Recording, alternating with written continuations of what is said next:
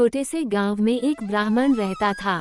उसका नाम रामकृष्ण था। वो अपनी विद्या और पवित्रता के लिए प्रसिद्ध था।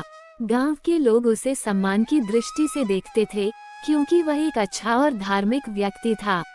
हालांकि उसकी एक बड़ी कमजोरी थी, लालच।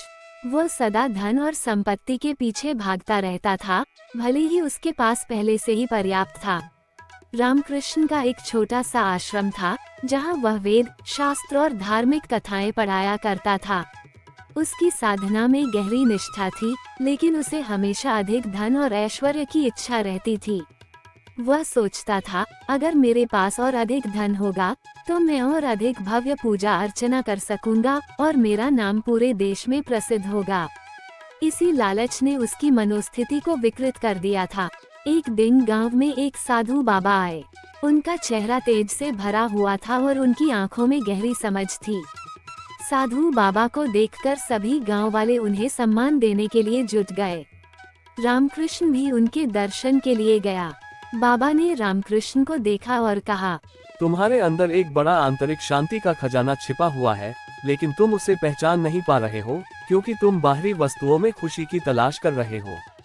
रामकृष्ण बाबा के शब्दों पर हंसते हुए बोला, आप सही कहते हैं बाबा, लेकिन यदि मेरे पास धन होगा तो मैं और अधिक अच्छे काम कर पाऊंगा और इसके द्वारा लोग मुझे सम्मान देंगे।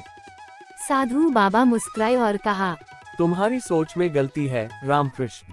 धन केवल एक साधन है, जीवन का उद्देश्य नहीं। बाबा के शब्द रामकृष्ण के दिल में गहरे उतर गए, लेकिन उसकी लालच इतनी अधिक थी कि वो उन शब्दों को पूरी तरह से समझ नहीं सका। अगले दिन बाबा ने रामकृष्ण से कहा, तुम एक वचन लो, मैं तुम्हें एक अमूल्य खजाना दूंगा, लेकिन तुम इसे केवल उसी स्थान पर खोज सकते हो जहां तुम पहले से ही हो। रामकृष्ण को यह वचन बड़ा आकर्षक लगा और उसने खुशी खुशी बाबा का वचन लिया। बाबा ने कहा, तुम्हारे पास जो कुछ है उसे संतुष्ट होकर स्वीकार करो। सच्चा खजाना तुम्हारे भीतर ही है। ये कहकर बाबा ने आश्रम छोड़ दिया और कुछ दिनों बाद वह गांव से चले गए। रामकृष्ण को बाबा के शब्दों ने उलझन में डाल दिया। वह सोचने लगा, खजाना तो मेरे पास पहले से है, लेकिन मुझे क्यों नहीं दिखाई देता। उसने बार बार उस खजाने की खोज की, लेकिन कुछ हाथ नहीं लगा। उसकी लालच और बढ़ गई। अब वो किसी भी हालत में धन की तलाश में था। एक दिन जब वह जंगल में भटक रहा था, उसने एक पुराने जर्जर कुएं के पास एक गहना पड़ा देखा। ये गहना अत्यंत कीमती और भव्य था। रामकृष्ण ने खुशी खुशी गहने को उठाया और उसे अपने पास रख लिया। वो बहुत खुश हुआ और सोचने लगा कि अब वो इस गहने को बेचकर काफी धन कमा सकता है। लेकिन जैसे ही उसने गहने को अपने पास रखा, एक आवाज आई, तुमने जो किया वह गलत है। वह गहना तुम्हारा नहीं है।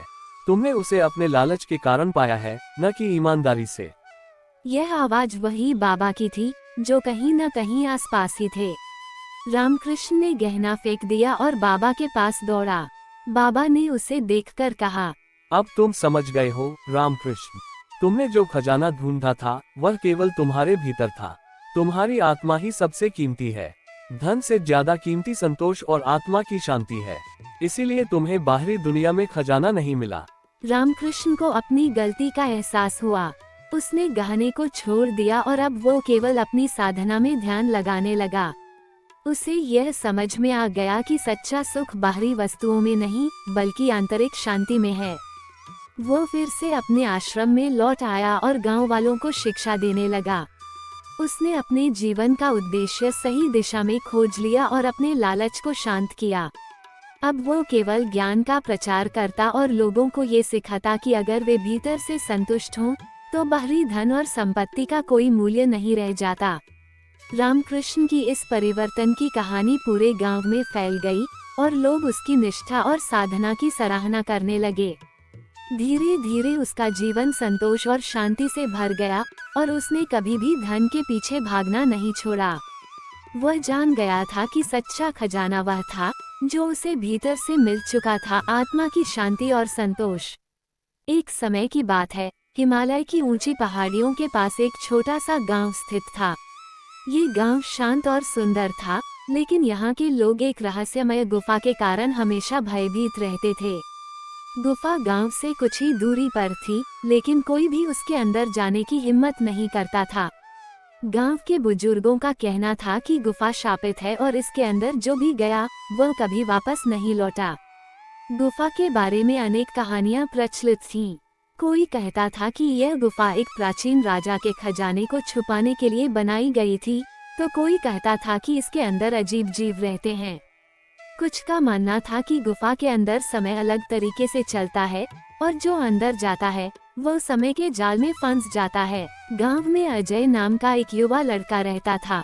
वह बहुत साहसी और जिज्ञासु था। गुफा के बारे में कहानियां सुन सुनकर उसकी उत्सुकता बढ़ती जा रही थी। एक दिन उसने ठान लिया कि वो गुफा के रहस्य को सुलझा कर रहेगा। अजय के माता पिता और गांव वालों ने उसे समझाने की कोशिश की, लेकिन वो अपनी जिद पर अड़ा रहा। उसने कहा, अगर गुफा इतनी खतरनाक है तो हमें जानना चाहिए कि इसके पीछे का कारण क्या है। मैं इसे समझने के लिए तैयार हूँ। एक सुबह अजय अपने साथ एक मशाल, रस्सी और खाना लेकर गुफा के अंदर प्रवेश कर गया। जैसे ही वह गुफा में दाखिल हुआ, उसे एक अजीब सी ठंडक महसूस हुई। गुफा के अंदर का रास्ता घुमावदार और गहरा था। वह धीरे धीरे आगे बढ़ने लगा।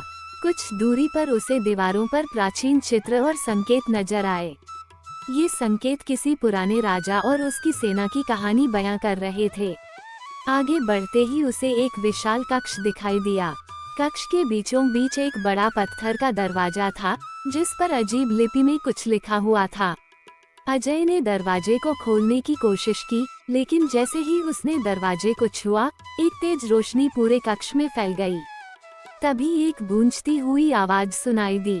जो इस दरवाजे को खोलने आया है वही या तो अपना उद्देश्य बताए या हमेशा के लिए यहाँ कैद हो जाए। अजय ने साहस जुटाकर कहा, मैं इस गुफा के रहस्य को समझने और गांव वालों की मदद के लिए आया हूँ।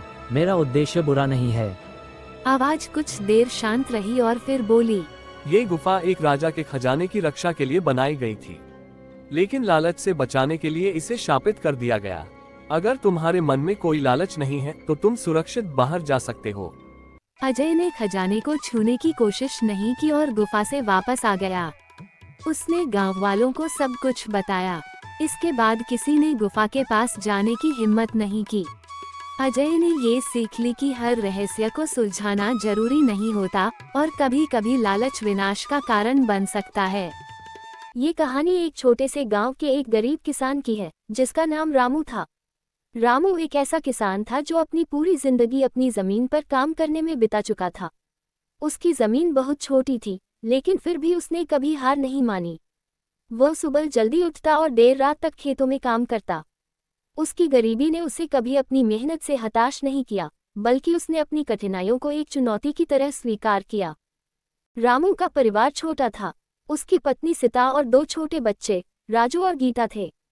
सीता घर के सारे काम करती थी और बच्चों को पढ़ाने की कोशिश करती थी। हालांकि गांव में शिक्षा का स्तर बहुत निचला था। रामू की आर्थिक स्थिति इतनी खराब थी कि कभी कभी उसे ये भी नहीं पता होता था कि अगले दिन का भोजन कहाँ से आएगा। लेकिन उसने कभी भी अपने परिवार को दुखी नहीं होने दिया और उनका हौसला बनाए रखा।